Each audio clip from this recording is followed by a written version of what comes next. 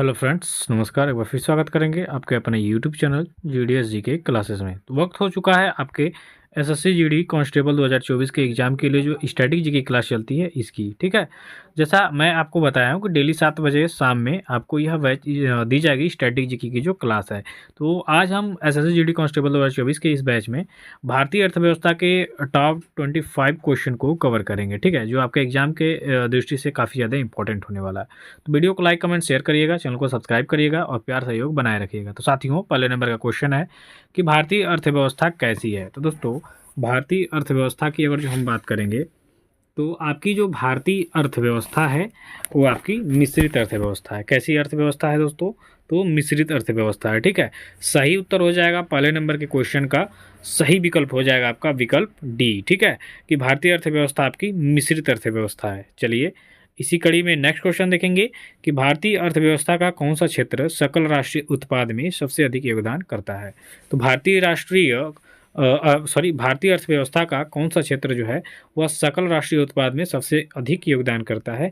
तो आपका है तृतीय क्षेत्र, ठीक है। सही उत्तर होगा यहाँ पे आपका विकल्प सी। ऐसे क्वेश्चन आपको एसएससी जीडी कांस्टेबल 2024 के एग्जाम में देखने को पक्का मिलेंगे, ठीक है। तो तैयारी करते रहिए और टेस्ट सीरीज मॉक लगाते रहिए, ठीक है। चलिए, अगला क्वेश्चन है, किसी देश का आर्थिक विकास निर्भर किस पर करता है। तो किसी देश का जो आर्थिक विकास होता है मित्रों, वह ये जो चीज़ें हैं जो आपको दिख रही हैं, प्राकृतिक संसाधन, पूंजी निर्माण और बाजार का आकार, ये उपर्युक्त जो सभी हैं इसका सही उत्तर हो जाएगा कि किसी देश के आर्थिक विकास के लिए आपको प्राकृतिक संसाधन तो वही चाहिए ही चाहिए, पूंजी वही चाहिए आपके लिए और बाजार भी चाहिए, ठीक है। जो चीज़ें आप बनाएंगे, अगर जो बाजार नहीं रहेगी तो बेचेंगे कहाँ पे, अर्न कैसे करेंगे, ठीक है। तो बाजार का होना और बाजार बड़ी मात्रा में है तो आपके लिए बहुत ही ज़्यादा बेनिफिट होगी, ठीक है।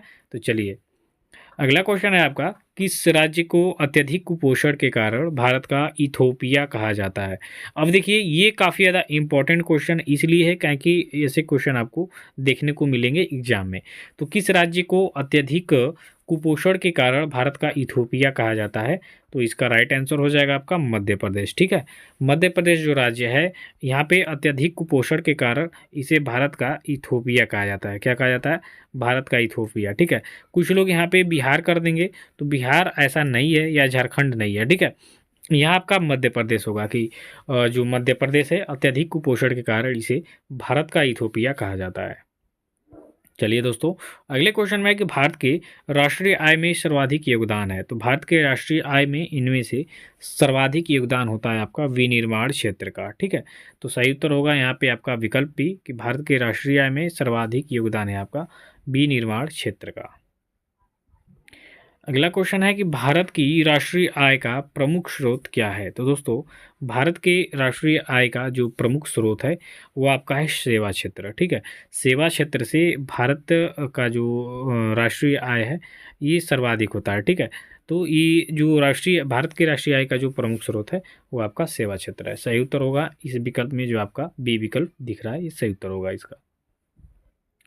अगले क्वेश्चन में बात करें कि निम्न में से किस राज्य की प्रति व्यक्ति आय सबसे अधिक है। तो दोस्तों, इन विकल्पों में से अगर जो विकल्प देखा जाए तो ए विकल्प आपका सही होगा, क्योंकि इन विकल्पों में से जो गोवा है या गोवा की ही बात करेंगे, ये जो यहाँ पे प्रति व्यक्ति आय है वो सभी राज्यों से सर्वाधिक है, ठीक है। सभी राज्यों से क्या है? सर्वाधिक है। तो इसलिए गोवा जो है इसका राइट आंसर हो जाएगा कि निम्न में से जो गोवा राज्य है यहाँ पे प्रति व्यक्ति आय सबसे अधिक है, ठीक है।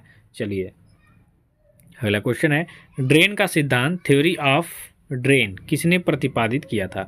इसको वेरी इंपॉर्टेंट करिएगा क्योंकि ऐसे एग्जाम में आ जाते हैं, ठीक है। तो ड्रेन का सिद्धांत वैसे 2022 के एग्जाम में आया था, ड्रेन का सिद्धांत, ठीक है।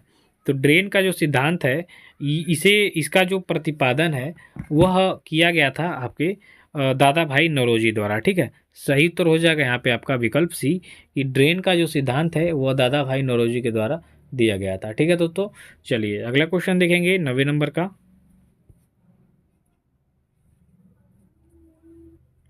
भारत में सर्वप्रथम राष्ट्रीय आय का किसने आकलन किया था। तो भारत में सबसे पहले राष्ट्रीय आय का जो आकलन किया गया था वह भी आपके दादा भाई नौरोजी के द्वारा किया गया था, ठीक है। तो सही उत्तर हो जाएगा यहाँ पे आपका विकल्प ए कि भारत में सर्वप्रथम राष्ट्रीय आय का जो आकलन है वो दादा भाई नौरोजी के द्वारा किया गया था। अगला क्वेश्चन देखिए कि भारत के जीडीपी में अर्थव्यवस्था के किस क्षेत्र की हिस्सेदारी सबसे अधिक है। तो दोस्तों भारत के जीडीपी में अर्थव्यवस्था के किस क्षेत्र की हिस्सेदारी सबसे अधिक है, तो इसका राइट आंसर हो जाएगा सेवा क्षेत्र। ठीक है, सही उत्तर क्या होगा यहाँ पे आपका विकल्प डी हो जाएगा। अगला क्वेश्चन देखिए हवाला क्या है। अब हवाला कई लोग कहें सोचेंगे भाई हवाला क्या है, और ये काफ़ी ज़्यादा इंपॉर्टेंट है, इसके बारे में जानिए। तो हवाला वह चीज़ है जिसे हम कहेंगे विदेशी मुद्रा का अवैध कारोबार। ठीक है, जो विदेशी मुद्रा का अवैध कारोबार होता है उसे हम हवाला के नाम से जानते हैं। ठीक है, तो हवाला आपसे अगर जो कोई भी कहेगा तो सीधे आप कहेंगे कि भाई ये विदेशी मुद्रा का अवैध जो कारोबार होता है इसे हम हवाला कहते हैं। ठीक है, चलिए जानकारी के लिए काफ़ी इंपॉर्टेंट है ये। मध्य प्रदेश में पीतमपुर किसके लिए जाना जाता है, वेरी इंपॉर्टेंट करिए इस क्वेश्चन को। तो मध्य प्रदेश में जो पीतमपुर है इसको हम ऑटोमोबाइल के लिए जानते हैं। ठीक है, ये ऑटोमोबाइल के लिए बहुत ही फेमस है जो मध्य प्रदेश का पीतमपुर है। ठीक है, तो सही उत्तर होगा यहाँ पे आपका विकल्प सी। चलिए दोस्तों नेक्स्ट क्वेश्चन देखेंगे कि हिंदुस्तान जिंक लिमिटेड का मुख्यालय कहाँ पर है। तो मित्रों हिंदुस्तान जिंक जो लिमिटेड है इसका मुख्यालय है आपका उदयपुर में। सही उत्तर हो जाएगा यहाँ पे विकल्प ए कि हिंदुस्तान जिंक लिमिटेड का जो मुख्यालय है ये आपके उदयपुर में स्थित है। अगला क्वेश्चन, भारत में राष्ट्रीय आय की गणना निम्नलिखित में से किसके द्वारा की जाती है। दोस्तों भारत में राष्ट्रीय आय की जो गणना है वह की जाती है आपके केंद्रीय सांख्यिकी संगठन द्वारा। ठीक है, सही उत्तर होगा यहाँ पे आपका विकल्प सी कि भारत की राष्ट्रीय आय की गणना निम्नलिखित में से केंद्रीय सांख्यिकी संगठन के द्वारा की जाती है। तो सही उत्तर हो जाएगा इसका विकल्प आपका सी। नेक्स्ट क्वेश्चन करेंगे कि भारत सरकार द्वारा पुरानी मुद्रा को समाप्त कर नई मुद्रा चलाना कहलाता है। तो भारत सरकार द्वारा यानी सरकार द्वारा जो पुरानी मुद्रा है उसको समाप्त करके नई मुद्रा जब चलाई जाती है तो उसको हम निम्न नामों से जानते हैं, और ये आपके एग्जाम की दृष्टि से भी बड़े ज़्यादा इंपॉर्टेंट है। ठीक है, तो सही उत्तर हो जाएगा इसका विमुद्रीकरण। क्या हो जाएगा, विमुद्रीकरण। सही उत्तर होगा यहाँ पे आपका विकल्प बी। चलिए दोस्तों अगला क्वेश्चन है कि भारत में सर्वप्रथम पत्र मुद्रा का प्रचलन कब प्रारंभ हुआ था। सॉरी मुद्रा बोल दिया, मुद्रा मनी। ठीक है, भारत में सर्वप्रथम पेपर मनी जो है इसका चलन प्रारंभ हुआ था आपका 1806 में। कब हुआ था, 1806। सही उत्तर होगा यहाँ पे आपका विकल्प डी 1806 ईस्वी में। ठीक है, पत्र मुद्रा। चलिए नेक्स्ट क्वेश्चन कर लेंगे। तो नेक्स्ट क्वेश्चन है आपका कि भारतीय रिजर्व बैंक आरबीआई का राष्ट्रीयकरण किस वर्ष हुआ था। तो दोस्तों आरबीआई 1935 में इसकी स्थापना हुई, याद रखिएगा।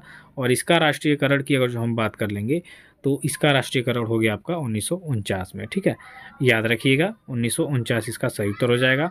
ठीक है, देखिए 1935 में इसकी स्थापना हुई और 1949 में इसका राष्ट्रीयकरण कर दिया गया। अगला क्वेश्चन है देश में चीनी मिलों की सर्वाधिक संख्या किस राज्य में है। तो देश में हमारे बात करेंगे भारत की, तो यहाँ पे सर्वाधिक चीनी मिलों की संख्या आपके महाराष्ट्र राज्य में। सही उत्तर हो जाएगा यहाँ पे आपका विकल्प बी महाराष्ट्र। ठीक है, कि भारत में यानी हमारे देश में सर्वाधिक जो चीनी मिलें हैं वह आपके महाराष्ट्र राज्य में स्थित है। अगला क्वेश्चन है भारतीय कालीन प्रौद्योगिकी संस्थान कहाँ पर स्थित है।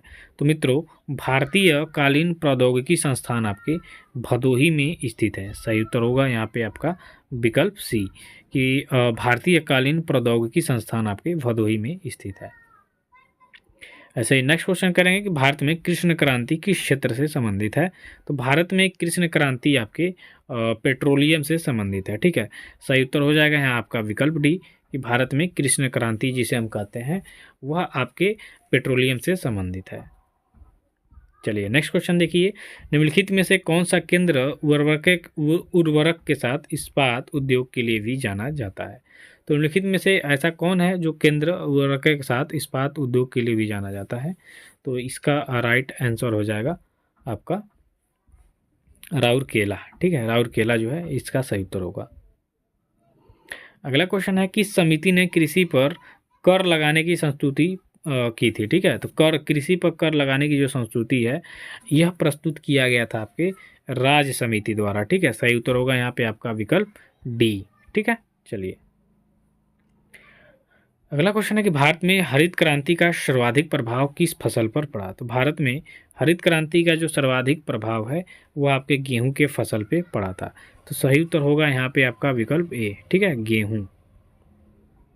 चलिए नेक्स्ट क्वेश्चन देखेंगे कि हरित क्रांति शब्द के प्रतिपादक कौन थे? तो हरित क्रांति शब्द के प्रतिपादक थे आपके विलियम गॉड, ठीक है? विलियम गॉड जो हैं ये आपके हरित क्रांति शब्द के प्रतिपादक हैं। अगला क्वेश्चन देखिए, भारत में सबसे अधिक दाल का उत्पादन किस राज्य में होता है दोस्तों? तो भारत में सर्वाधिक दाल का उत्पादन होता है आपके राजस्थान में। सही उत्तर होगा यहाँ पे आपका विकल्प सी, कि भारत में सर्वाधिक दाल का उत्पादन आपके राजस्थान राज्य में होता है। तो सही उत्तर हो जाएगा यहाँ पे आपका विकल्प सी। तो आज के वीडियो में बस इतना ही, मिलते हैं नेक्स्ट वीडियो में, तब तक के लिए धन्यवाद, thank you so much. UPP constable के लिए 6 बजे जुड़ जाइएगा डेली शाम को।